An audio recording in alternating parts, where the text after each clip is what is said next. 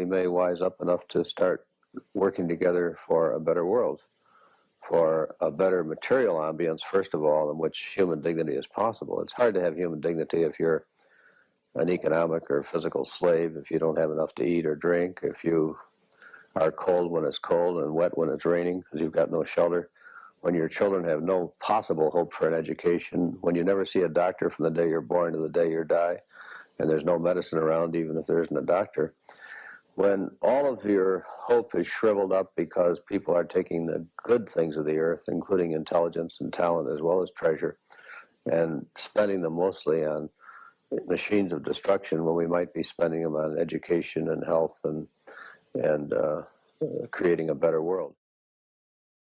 Please welcome the William J. Pulte, Director of the Pulte Institute for Global Development, Professor of Engineering and Global Affairs, and Triple Domer, Tracy Kijewski-Correa, of the undergraduate class of 1997, Master of Science from the class of 2000, and Ph.D. from the class of 2003.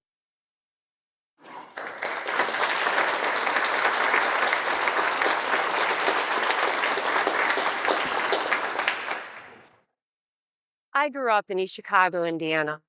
And like Rudy, my family worked the steel mills when they were thriving. And when they closed, I watched my community crumble. My grandfather stepped up to raise me when my father left. He saw a little girl who loved to solve problems and shared his passion for math. He took me under his wing, and he entertained my countless questions about how things work and why things are the way they are. And I'll never forget the day I confronted the question that changed my life forever. I was 10 years old, watching on TV as crews were digging furiously for survivors after an earthquake hit Mexico City. And I looked at my grandpa and I said, if we could build the skyscrapers in Chicago, well, why can't we build hospitals not to collapse in an earthquake? And my childlike mind had no idea that poverty was the reason why. So my grandpa saw potential in me, and so he pushed me to do something no one in my family ever did, attend college. And he planted the seeds of Notre Dame in my mind. But when my high school was shut down by gang violence and lost its accreditation, it seemed that dream might be out of reach. But Notre Dame saw the potential in me. And I learned to fight then very young, and that fighting spirit, it carried me through not one, but 3 degrees from Notre Dame, and eventually even onto its faculty.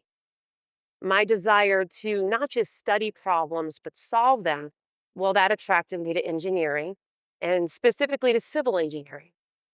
Eventually, my career would be devoted to helping build that better world that Father Ted talked about by going to places that are vulnerable to disaster and helping them. I actually arrive on the morning after. I hear their hopes, their dreams, and their fears on what is the worst day of their lives. And it's up to me to dig through that destruction and find solutions that help them build back better and with dignity. I still think about my toughest assignment. That was Haiti after the great earthquake in 2010. And I'm coming back on the airplane after surveying the damage for the first time.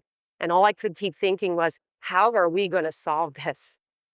And that little girl, she's in my head saying, why, or as we say in Haitian Creole, Pukisa. Why did all those buildings collapse? Actually, the technical reasons for that are quite clear.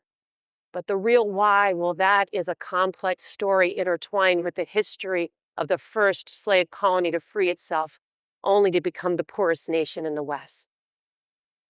Years later, a major hurricane then hits Haiti again, devastation. Why?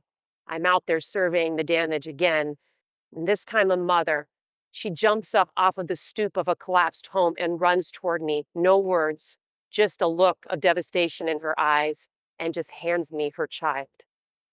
That mother, just like so many other Haitians, didn't expect to ever get out of poverty and certainly not recover from that disaster.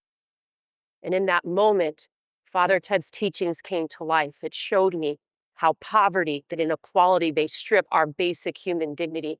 And in the case of that mother, made her so vulnerable that she would give her most precious gift, her child, to a foreigner because she, like every mother, just wants a better life for her child.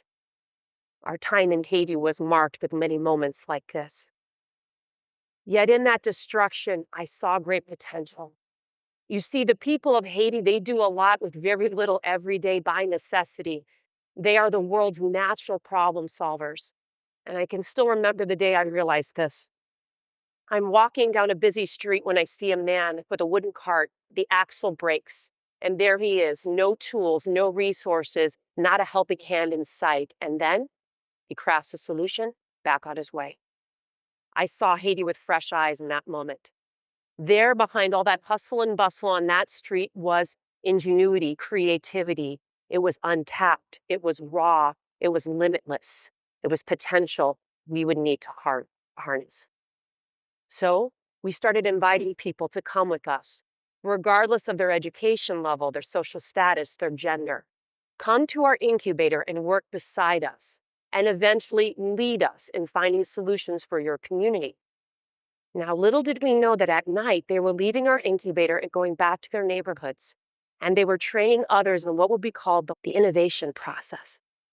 So one night, as I'm walking out of the incubator after another long, hot day, one of our local facilitators, his name is Onel, he says to me, "You know what?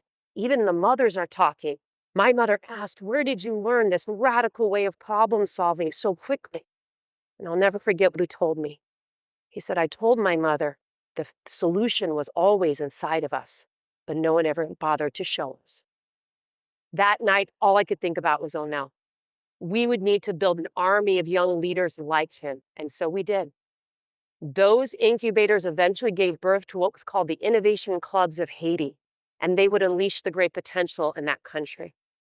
And because we chose to see the dignity in them, chose to see them as active participants rather than passive victims, well, that built lasting bridges between them and Notre Dame, bridges that we would use for years to come to rebuild that country in more than material means. And it would change forever the way I work in communities across America and around the world. Sometime later, Scott Appleby, the founding dean of the new Keough School of Global Affairs, calls me with an interesting proposition. He says, "Come with us.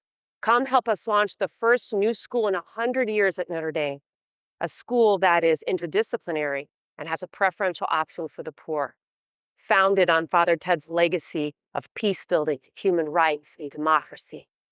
Scott saw the potential in me to build a platform so much greater than anything I had ever imagined, and to build bridges to countries well beyond Haiti. You never know where God is going to lead you, because now I'm the director of the Pulte Institute for Global Development, and I have the honor of leading an entire team of bridge builders, passionate faculty and staff who have built bridges to 70 countries, connecting with the frontline partners who are working in the war against poverty. Now, the solutions and the needs of each of those countries is unique, but our approach remains the same. We see the potential in every citizen because we understand that the solutions, they reside in those closest to the problem, but only when you walk with them, only when you listen to them, and only when you see the inherent dignity in them. Today, I am surrounded by so many bridges that were built on a foundation that is strong because someone saw the potential in me, and I saw the potential in others. And seeing that potential in someone, their dignity, regardless of their circumstances, that is how bridges are built, and that is how change is made. So remember, the work of bridge building, whether figurative or literal, it always relies on strong foundations that are rooted in seeing the potential in every human being. So do all that you can to see the dignity in others. Because if you do, you just might find yourself like me, surrounded by bridges.